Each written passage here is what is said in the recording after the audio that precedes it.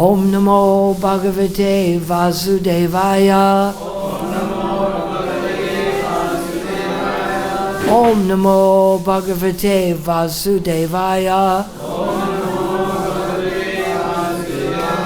Om Namo Bhagavate Vasudevaya. Om Namo Bhagavate Vasudevaya. So we're reading the verse after the verse you read yesterday. So that makes it the 9th verse and the 10th verse of the 18th chapter. On this book it is page 709. We'll read the verse in Sanskrit. Karyam iti eva yat karma niyatam kriyate Arjuna sangam tyakja phalam chaiva sa tyaga satviko mata karyam iti eva yat karma niyatam kriyate Arjuna sangam taktva phalam chaiva satyaga satviko mataha. The word for word in Sanskrit. Karyam, it must be done. Iti, thus. Eva, indeed. Yat, which. Karma, work. Niyatam, prescribed. Kriyate, is performed. Arjuna, O Arjuna. Sangam, association. Taktva, giving up. Phalam, the result. Cha, also. Eva, certainly. Sa, that. Tyaga, renunciation. Satvika, in the mode of goodness. Mataha, in my opinion. Verse by Srila Prabhupada. O Arjuna, first I say it, then we'll do it together. O Arjuna, when one performs his prescribed duty only because it ought to be done, and renounces all material association and all attachment to the fruit, his renunciation is said to be in the mode of goodness. Now we say it together. O Arjuna, when one performs his prescribed duty, only because it ought to be done, and renounces all material association and all attachment to the fruit, his renunciation is said to be in the mode of goodness. Purport by His Divine Grace A.C. Bhaktivedanta Swami Srila Prabhupada. Prescribed duties must be performed with this mentality. One should act without attachment for the result. He should be associated with the modes of nature. A man working in Krishna consciousness in a factory does not associate himself with the work of the factory, nor with the workers of the factory. He simply works for Krishna, and then he gives up the result for Krishna as he is acting in Krishna consciousness. So you know why I announced before that we're doing the invocation and then we're doing the verse in Sanskrit, and then I don't say verse and purport? Why do I say them all separately? Anybody have an idea? Particularly for people on the internet, if you say verse and purport, then they don't know where the verse ended and the purport began.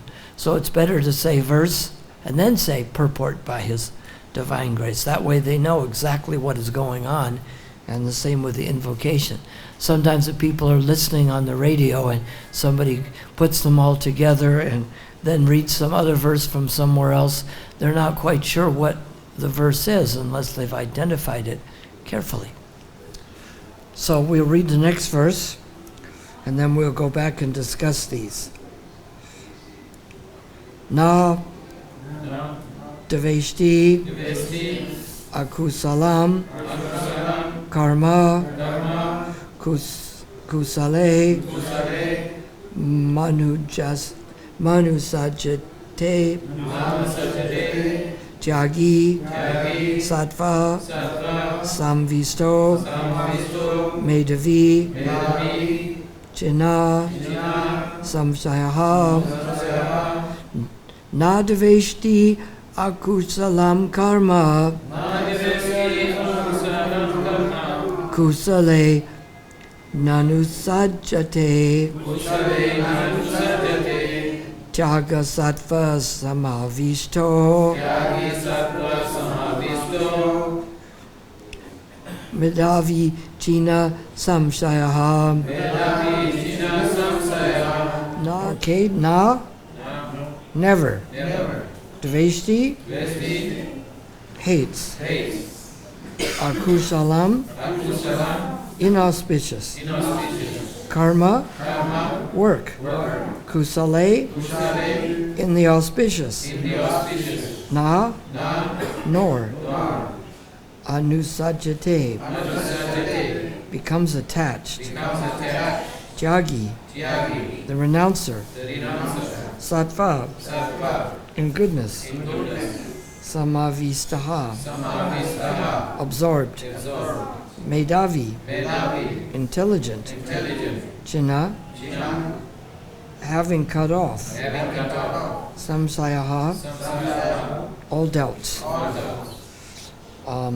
The verse.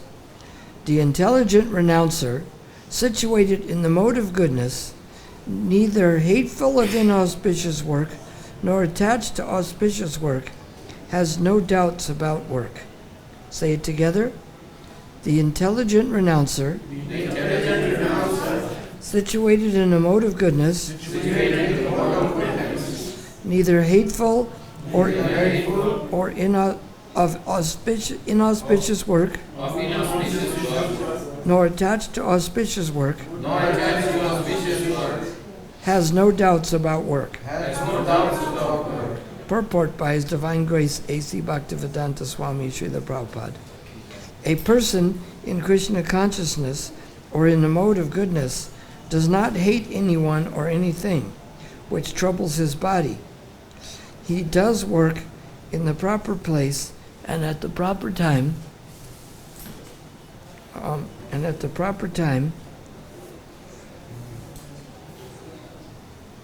without fearing the troublesome effects of his duty. Such a person situated in transcendence should be understood to be the most intelligent beyond all doubts in his activities. So the first verse, let's see here. Karyam means that it must be done. Okay. It must be done. In English, that would be called the imperative case. What case do you call that in Hindi? Where this is said in the case. Karyam, it must be done. What case is that in Hindi? Is it imperative, or is it dative, or is it ablative? You don't know. What is ablative case? Ablative case in Hindi. What? Case. Like, no, a case. Like there's nominative case, there's ablative case, there's dative case.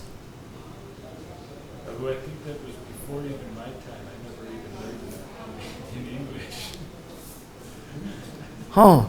What is the case in Hindi? You know, like you have nominative and ablative case and no,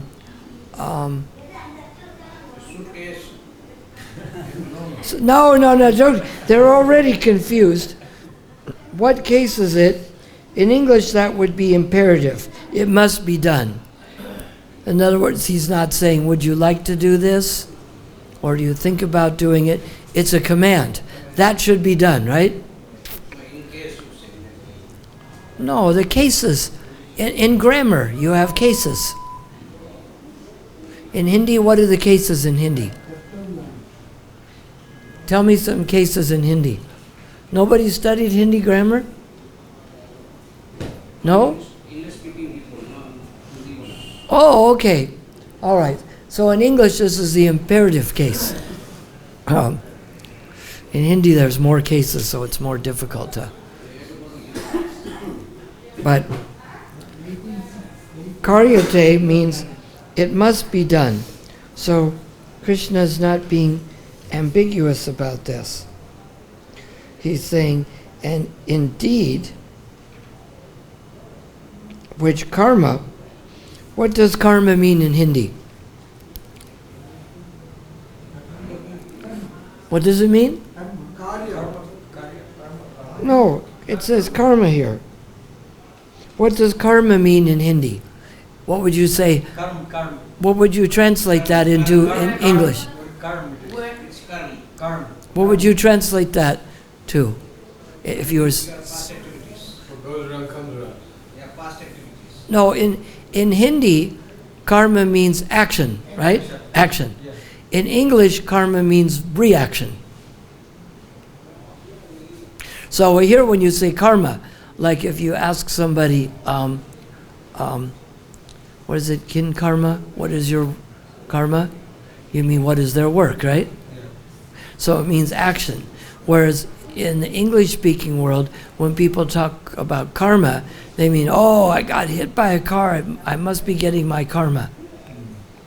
Now, of course, it means both, but that's really described as karma fall, right? Karma fall is the result of the karma that we did. So, Krishna is talking about the karma. You know, and there's three kinds of karmas. Well, there's four. There's karma in the mode of goodness, action, and the action karma in the mode of passion, and karma action in the mode of ignorance. So, obviously, if we perform the karma for Krishna, we're not going to get any karma fall for that. And that's the whole point that's trying to be explained here. Prescribed is niyatam, kriyate is performed, sangam, association, taktva, giving up, phalam, the result, in the mode of goodness. Madhava, in my opinion, what is the difference between Krishna's opinion and the truth? They're the same. They're the same, yes. How about between your opinion and the truth? Sometimes it's correct and sometimes it's not. But you can't say if it's your opinion it must be the truth. You can't say that, right? Without evidence. But many people do, don't they? They think if it's their opinion it must be the truth. Right. Sorry to disappoint you, that's not always true. So he says the person does the duty only because it ought to be performed. And he renounces all material association and attachment to the fruits. In other words, he doesn't just do what he wants and then whimsically try to offer the result to Krishna.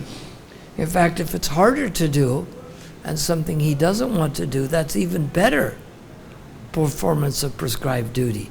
It's easy if your prescribed duty is to play the drum. It's easy if your prescribed duty is to play the drum, and you like to play the drum a lot, so you do that. But if your prescribed duty is to wash the pots, but you don't like to wash the pots, then it becomes an austerity. So we shouldn't be judging by what we would like to do, but what is the service that we can do for Krishna.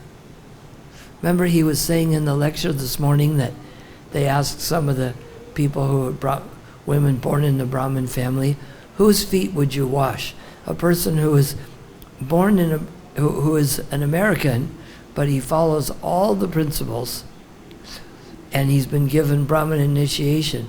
Or a person born in a Brahmin family, but he eats meat and takes intoxication and really doesn't do any spiritual practice. And they said, oh, we would take the one born in that family. It's just like if you need an operation. You don't go to someone who's learned medical science. You go to someone who was born in a doctor's family, right? Because they don't actually have to study it, do they? Do they? Yes? No, they don't have to study it? They do. No, people don't do that. They want to find out if they have the degree, not just if they were born in this family. And Krishna goes into great detail to describe this when he says, Guna Karma Vibhagashaha. They're known by their actions and their qualities. Now, of course, someone in that family may have a good chance of doing that, but it's not automatic. Correct? Your father may be a general in the Indian Army. That doesn't qualify you to be an officer, does it?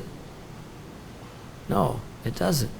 You have to study the military science and learn